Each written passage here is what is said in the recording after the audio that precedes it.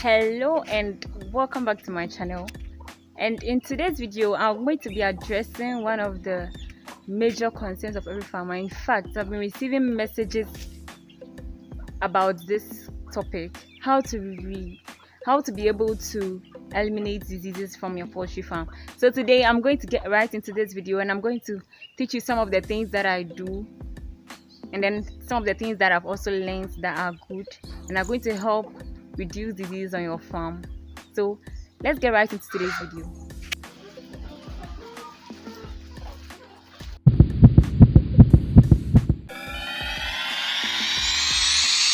It is a fact, and you would all agree with me that it is very difficult to completely remove diseases or eliminate diseases from poultry beds. But then one thing you can do is to do things that will help minimize the occurrence of diseases on your farm. So one of the most important things is vaccination. I'm sure you would have heard about vaccination, but maybe you do not really know what vaccination does. So vaccination is like a form of it's not a medication. It's something like they're introducing the parasite that causes a particular disease. So let's take it for example, Newcastle disease. So they introduce that parasite that causes the disease in the form of the vaccine into the animal system. So then it combats that disease. So the animal wouldn't contract that disease anymore, because what causes has been introduced into your system and then it has fought with it. I don't know if you get it. Do you get it? Yes. So that is the vaccine. So make sure that the birds that you buy are vaccinated right before you buy them, or even if you buy them when they are not vaccinated, you can vaccinate them yourself. You get a vet to come to the farm and then he'll do all that for you. So vaccination is also another important way of reducing the occurrence of disease among your poultry birds. One of the most important things to prevent or to keep them healthy in order for them not to contract diseases is their feed. Feed is very important. So make sure that you give them the required amount of feed, and make sure that the feed contains the required ingredients, the required nutrients that are going to protect the birds from any incoming diseases. And then make sure they have their water every time. Water is very good for them. So make sure that every time, at every point in time, they have water to drink. And this will help minimize diseases on your farm. So as a farmer, you have to be able to observe your birds on a daily basis.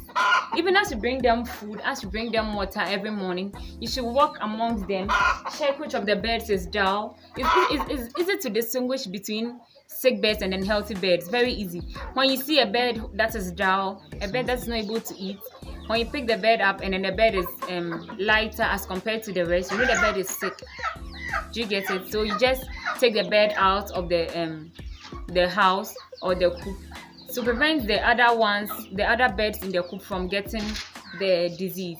Do you get it? Because these diseases are easily transferable. It's easy for all your birds to get sick. So if you're able to distinguish between the sick ones and then the healthy ones, and then you take the sick ones out fast enough, you'll be able to save your birds from contracting the disease, thereby preventing or minimizing the chance of disease on your farm.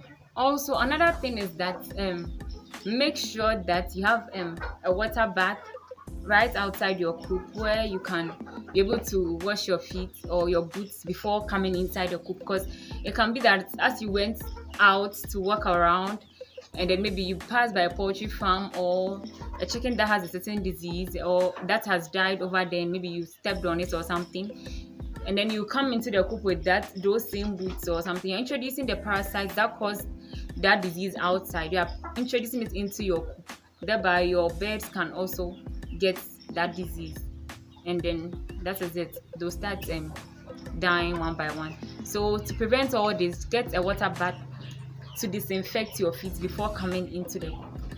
I hope you also know that when you introduce younger flock into a house with older flock, there is an increased risk of getting or having diseases on your farm.